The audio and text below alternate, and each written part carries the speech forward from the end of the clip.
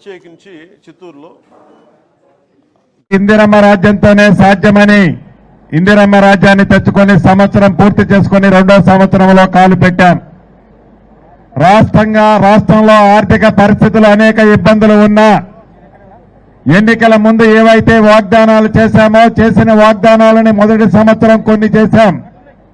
రెండో సంవత్సరం ఎప్పుడైతే కాలు పెట్టామో రేపు 26వ తారీఖు నుంచి 4 అంశాలు ఏవైతే ప్రతి పేదవాడి గుండెల్లో ఉన్నాయో ఇందిరమ్మ బొమ్మ ఒక పక్క ఉంది, రెండో పక్క 4 స్కీములు కావాలని మీరందరూ కోరుకుంటున్నారు. అది ఇందిరమ్మ ఇళ్లు కావచ్చు, తెల్ల రేషన్ కార్డు కావచ్చు, అదే రకంగా రైతు భరోసా కావచ్చు, 4వది భూమి లేని నిరుపేద కూలీల కుటుంబాలు కావచ్చు.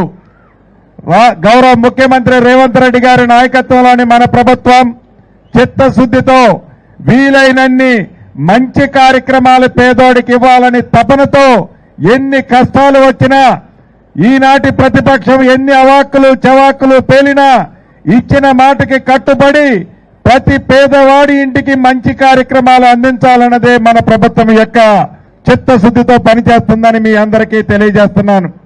ఇక్కడ ఒక విషయం మీరు గమనించాలి.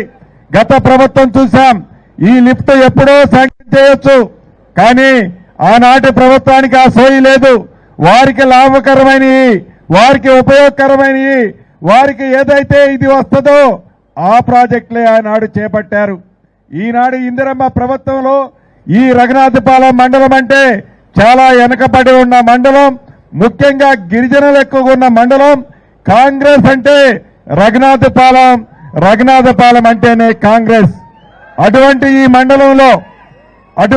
మండలంలో మన ఇందిరమ్మ ప్రభుత్వంలో ఇప్పుడు ఏవైతే అభివృద్ధి సంక్షేమ కార్యక్రమాలన్నింటినీ ప్రతి పేదవాడి ఇంటికి చేర్చే బాధ్యత మన ముఖ్యమంత్రి రేవంత్ రెడ్డి గారిది, వేదిక మీద ఉన్న మా అందరిది అని మీ అందరికీ మరొక్కసారి తెలియజేసుకుంటూ సేనా రామ్ చెప్తూ సెలవు తీసుకుంటున్నాను.